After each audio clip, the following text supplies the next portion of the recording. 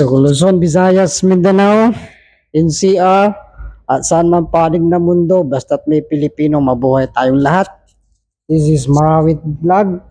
Ito si Marawit Vlog na yung pumuling maririnig ang ating komento sa anti-dynasty, political anti-dynasty sa pinapapasa o priority o pinamamadali na ng ating Pangulo. Ito yung sinasabi nila na isang politiko na mahina pagdating sa mga larangan ng batas. So batas naman na to yung political dynasty nga lang, wala lang talagang yung kumbaga yung batas na yung pangil talaga na pwedeng sawatain o hindi pwede nating wasaking buwagin yung mga politiko na magkakamag-anak, tatay halimbawa tatay ay gobernador, anak ay congressman, tapos yung bunso ng anak ay mayor, tapos yung pamangkin niya ay kapitan, mga ganun ba yung sunod-sunod. So para ang marami naman nagsasabi, hindi naman kaila sa atin na nagiging business na to, nagiging yung talagang family reunion na yung mamamahala sa ating bansang Pilipinas o yung sa public servant papantin sa mga politiko. So pakinggan natin ang payag ni si Music Claire at sinabi ng ating Pangulo na pina-priority na itong batas na to. So let's see. Okay. The President directed Congress to prioritize the following proposed legislative measures. Anti-Dynasty Bill, Independent People's Commission Act, Party List System Reform Act, Citizens Access and Disclosure of Expenditures for National Accountability or CADENA Act, to institutionalize transparency and accountability on public finance. In a LEDAC meeting this morning, the President also instructed both houses to take a closer look at the four bills and prioritize the passage as soon as possible. Present during the LEDAC were Senate President Vicente Soto III, House Speaker Faustino D. III, and Majority Leader Sandro Marcos and other congressional leaders. The LEDAC also agreed on the timeliness, or rather timelines, for the passage of the General Appropriations Bill and the submission of the Enrolled Bill for the President's signature. Thank you. So, apat na batas ito na inano ng ating Pangulo na kailangang magkaroon nga ng isang certify o isang talagang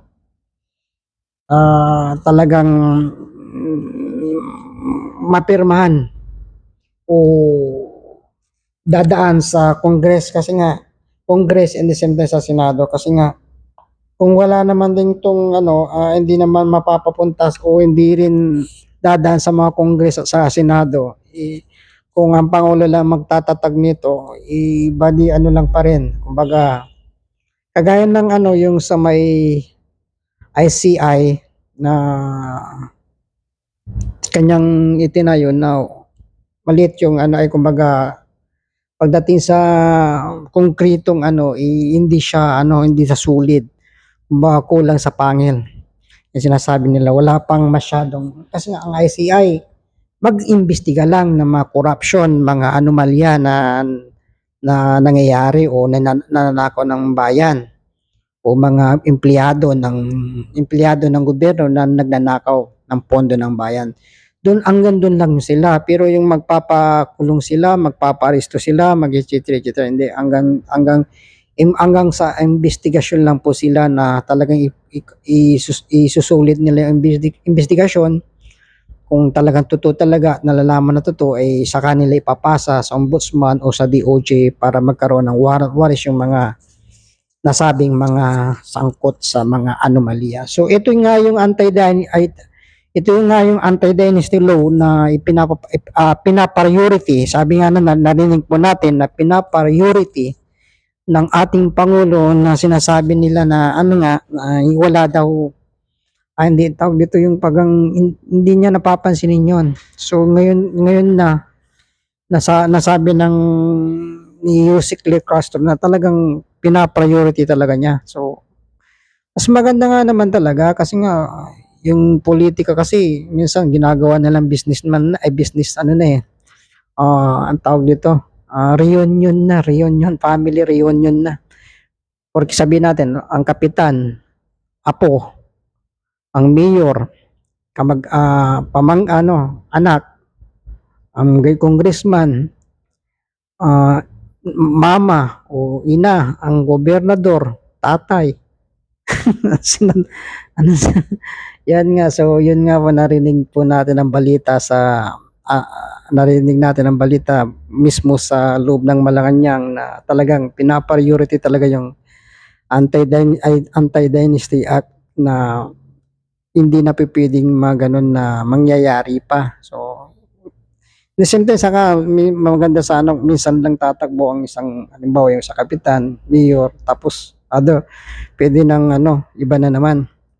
O minsan din, pag gugustuhin ko rin naman, para sa akin lang naman din, dapat nga, na lang pagdating sa presidente, parang lang, federalism, o di kay isa na lang yung mamumuno. Kagaya ng Saudi, dito Saudi kasi isa lang king. In England, Europe, lang naman, isa lang ang dyan isa lang ang namamahala, king. O saka ganun din sa British. Sa rin ng king, majesty. Kasi malalaman kagad kung kurakot ang majesty, kurakot agad na agad naman na bili ka agad. Pwede namang taong bayan na talaga mag-uusga sila sa kanila. Hindi na mga usgado. Talagang taong bayan na kung talagang mapatunayan talagang mga korap sila. Yan nga po. So maganda yung panukala, maganda yung batas na ngayon na pinapriority o tawag dito, binibigyan pansin na naway magkaroon na nga ng batas o magkaroon na nga talaga ng pangil yung batas na yan. So, ganun po. This is Marawit Vlog, ang iyong lingkod na nagsasabing mabuhay po tayong lahat. Magandang ang bagong Pilipinas.